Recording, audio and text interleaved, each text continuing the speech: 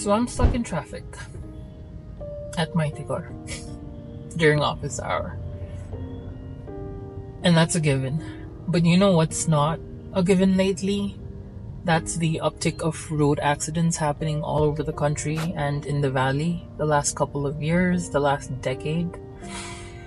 It's quite scary to see the media, and I'm talking about the general media, both papers, traditional forms of media like newspapers, TV, documentaries, snippets, as well as the newer form of digital media like social media, Routine of Nepal Band posts. They're all posting about the alarming growth in road accidents, and I can only see this in two ways. One is great. More people are reporting the accidents itself. I'm sure they happened before, but they were not reported, and now they are. So that's good. But two, it does mean our roads are getting dangerous and less safe for the average commuter, whether you are a two-wheel motorist or a four-wheel or a three-wheel or a big bus truck. And I can only think of some ways that this is happening.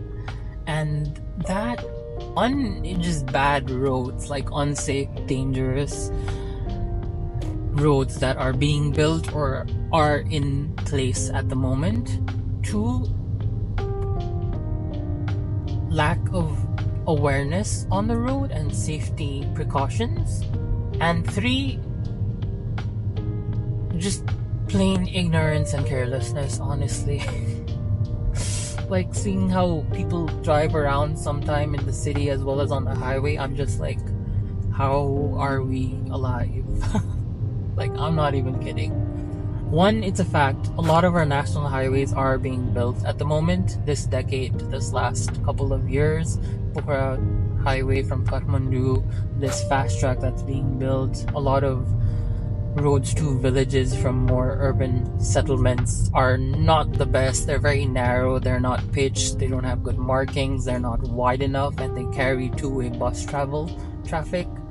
And as a result, it's really not safe for the motorists or the users that use the road. And like I saw of an accident that happened on the way to Titlang. It's not the most dangerous route. Like, I've been to Titlang some time back, and it was a bad bumpy road, but it wasn't so dangerous. But recently there was a whole news that a car flipped off from the side. Where are the railings on the highways that are on the ledge? And by railings I mean barriers, like when you travel to Pokhara, the first half, Tribhuvan Highway and Prithvi Highway too after Mugling, honestly. Whichever side the rivers are on, there's always some sort of concrete barrier or steel barrier for like absorbing impact on an accident. And so where is that in most of our roads that seem dangerous? Something that's very well engineered and built is our BP Highway. Very well done by the Japanese contractors. If you think about it, there are good signs, there's like exit ways, there's like good spaces left on the side of the road to like park in case of an emergency, to pick up passengers. There are signs at eye level saying this many meters uphill, this many meters downhill, this much of a turn coming up, don't overtake, long bends ahead, whatever. There are a bunch of signs. Our highways don't really have that. Our roads don't have that. And our signage, that's a different thing I want to talk about.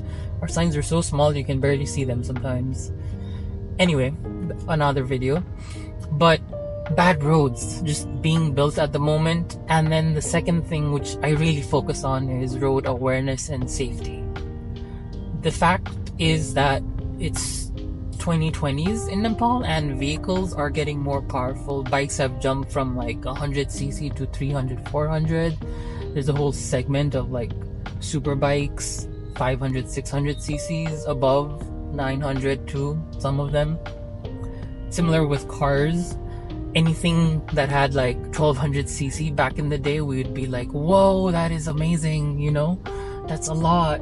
But now if you think about it, almost every car has some sort of 1.0 turbocharged engine, the newer cars I mean, And then following that, you have 1600cc being like an average. 1200 is the average, is the bare minimum these days. And then you go above that, 1500, 1600, 2000, 25. And the thing is, these are more powerful engines that reach higher velocities and carry higher momentums. They're much heavier too. Cars in general, since the last 20, 30 years, the last 50 years I would say, are about 30 to 40% more heavier than they were back then, which means they are carrying more energy. And on impact, they are carrying more energy as well. And as a result, accidents are much worse.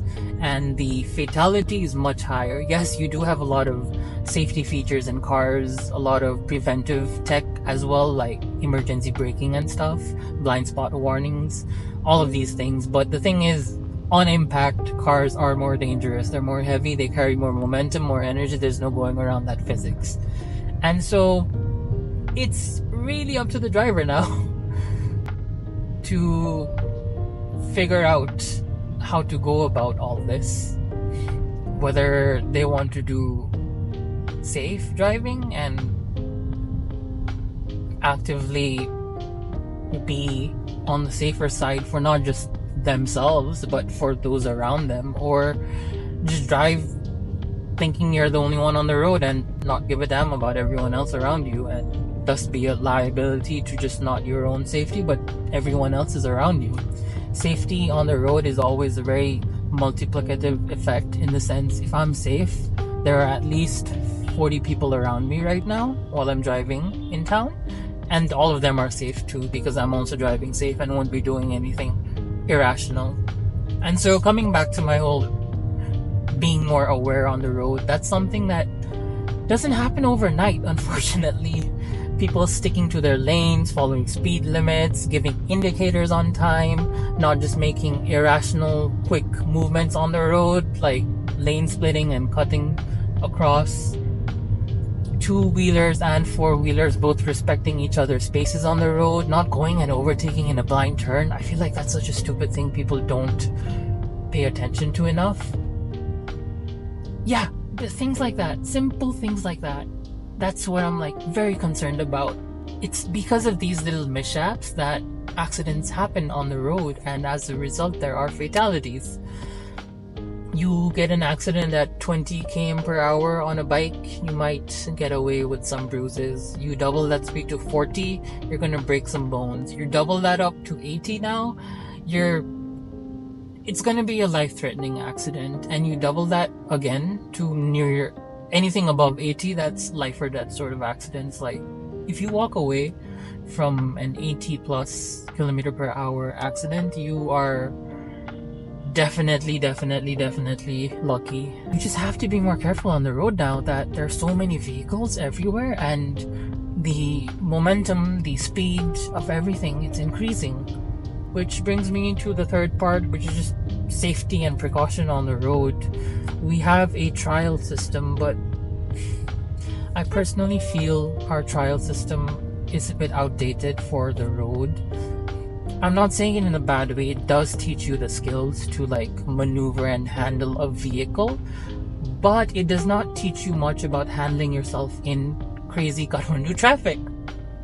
Like, there is an 8, and then there is an uphill test, a downhill test. I'm talking about motor vehicles as well as bike, two-wheelers. But it's also the same sort of layout if you think about it across the platform.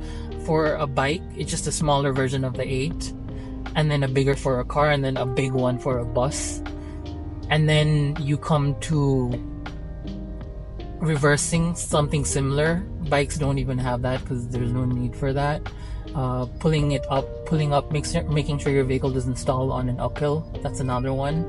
It's all the same. And my thinking is they're very different category of vehicles. And yes, driving vehicular control is basically the same. In the sense, like, there's a clutch, there's a gear and everything. You need to make sure it doesn't stall.